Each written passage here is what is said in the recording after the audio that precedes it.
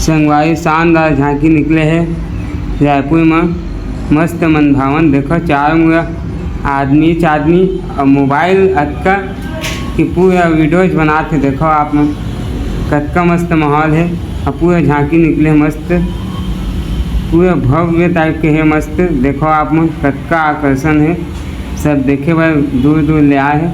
और नाइट में लाइट में कतका मस्त चमकत है आप मन देखो। और वो मुंडी और मोबाइल ओखे सिवाय कुछ नहीं दिखत है, काबर नीचे में खड़े भीड़ में तो आप मन देख सकते हो।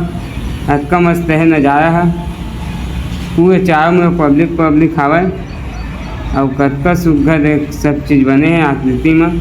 तो मैं देख सकता हूँ रंग बिरंग के झांकी निकले था, ये देखो रंग बिरंग के सब चीज़ हवा मस्त मन भावन है। ये दिन है आज के, और देखे झन बुलाऊ और हमारे यूट्यूब चैनल घलो लाइक शेयर सब्सक्राइब कर दूँ संगवारी। ये देखो मस्त है, आप मन इसने वीडियो देखे बार लाइक शेयर सब्सक्राइब जरूर करेगा। और स्टेज प्रोग्राम भी हुआ था संगवारी, देखो स्टेज शो हुआ थे देखो आप।